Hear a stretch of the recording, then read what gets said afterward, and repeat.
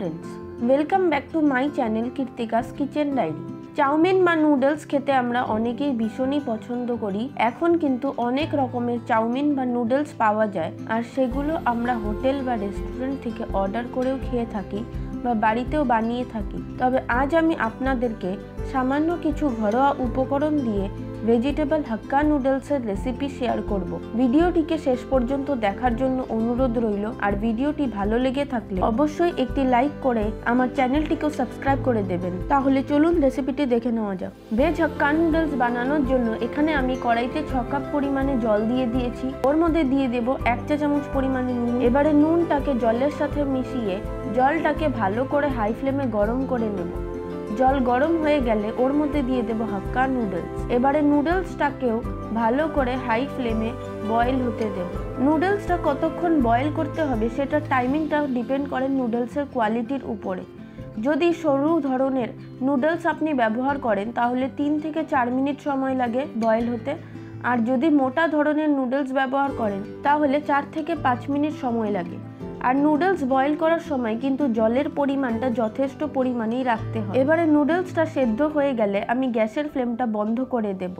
এবার এটাকে একটা ছাঁকনির মধ্যে নিয়ে ছেঁকে নেব। এবারে ঠান্ডা জল দিয়ে এটাকে ভালো করে ধুয়ে নিতে হবে। খুব ভালো করে নুডলসটাকে ধুয়ে নেওয়ার পর এবার নুডলসের জলটা খুব ভালো করে ঝরিয়ে একটা পাত্রে তুলে নেব। তারপর ওর মধ্যে দিয়ে দেব 1 টেবিল স্পুন রিফাইন্ড অয়েল। তেলটাকে দিয়ে এবারে নুডলসটাকে খুব ভালো করে মাখিয়ে নেব। এইভাবে তেল মাখিয়ে বেশ কিছুক্ষণ কিন্তু রেখে দেওয়া যায়। 3 থেকে 4 ঘন্টাও আপনারা এটাকে রেখে দিতে পারেন।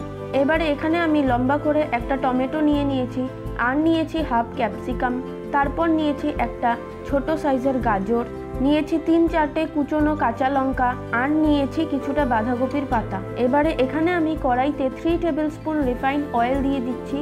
এবারে তেলটাকে ভালো করে গরম করে নিয়ে ওর মধ্যে দিয়ে দেব 1 টেবিল চামচ পরিমাণে গ্রেট করে নেওয়া আদা। এবারে আদাটাকে ভালো করে একটু ভেজে নেব। ভেজে নেওয়ার পর এর মধ্যে দিয়ে দেব লম্বা লম্বা করে কেটে নেওয়া গাজর, আর দিয়ে দেব লম্বা লম্বা করে কেটে নেওয়া ক্যাপসিকাম, সাথে দিয়ে দেব লম্বা লম্বা করে কেটে নেওয়া টমেটো। সমস্ত সবজিগুলোকেই কিন্তু আমি লম্বা করেই কেটেছি। এবারে হাই ফ্লেমে 2 মিনিট ধরে একটু ভেজে নেব। যেহেতু গাজর আছে তাই সবজিগুলোকে ভাজতে একটু সময় লাগবে। 2 মিনিট ধরে ভেজে নেওয়ার পর এর মধ্যে দিয়ে দেব 1/4 কাপ বাঁধাকপির পাতা। বাঁধাকপি যদি দিতে অপছন্দ করেন তাহলে অ্যাভয়েড করতে পারেন। আরও 2 মিনিট সময় ধরে খুব ভালো করে মিশিয়ে নেব। সমস্ত সবজিগুলোকে মোট ভাজতে সময় লাগছে আমার 4 মিনিট। ভালো করে সবজিগুলোকে ভেজে নিচ্ছি। সবজিগুলো ভাজা হয়ে গেলে ওর মধ্যে দিয়ে দেব সেদ্ধ করে রাখা নুডলস। এবারে নুডলসটাকেও সবজিগুলোর সাথে ভালো করে মিশিয়ে নেব। মিশিয়ে নেওয়ার পর এর মধ্যে দিয়ে দেব হাফ চা চামচ পরিমাণে গোলমরিচের গুঁড়ো, আর দেব স্বাদ অনুসারে লবণ আর বিট লবণ, আর অল্প পরিমাণে দিয়ে দেব চিনি। এবারে সব কিছুকে আমি ভালো করে মিশিয়ে নেব। তারপর দিয়ে দিচ্ছি 1 টিস্পুন ডার্ক সয়া সস, আর দিচ্ছি 1/3 টিস্পুন ভিনিগার।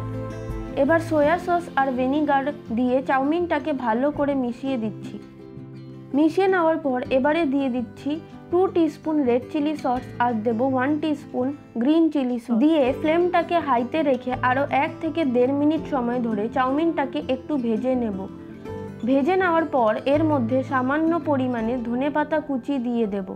দিয়ে আবারও ভালো করে ধনেপাতাটার সাথে চাউমিনটাকে মিশিয়ে নেব। মিশিয়ে নেওয়া হয়ে গেলে কিন্তু আমাদের চাউমিন মোটামুটি তৈরি হয়ে যাবে। খুব ভালো করে শুধু একটু নাড়াচাড়া করে নিতে হবে। এই নাড়াচাড়া করার সময় কিন্তু ফ্লেমটাকে হাইতেই রাখতে হবে। নাড়াচাড়া করা হয়ে গেলেই কিন্তু তৈরি হয়ে যাবে আমাদের ভেজ হাক্কা নুডলস। এবার এটাকে আমি গরম গরম সার্ভ করার জন্য একটা পাত্রে তুলে নেব। রেসিপিটা কেমন লাগলো অবশ্যই জানাবেন। ভালো লেগে থাকলে একটা লাইক করবেন, আর আমার চ্যানেলে নতুন হলে চ্যানেলটাকে সাবস্ক্রাইব করে পাশে থাকা বেল আইকনটাও প্রেস করে দেবেন, যাতে আমি চ্যানেলে নতুন কোনো রেসিপি দিলে আপনাদের কাছে খুব তাড়াতাড়ি পৌঁছে যায়। আজকের মতো এই পর্যন্ত। আবার চলে আসবো নতুন কোনো রেসিপি নিয়ে। ভালো থাকবেন, সুস্থ থাকবেন। ধন্যবাদ।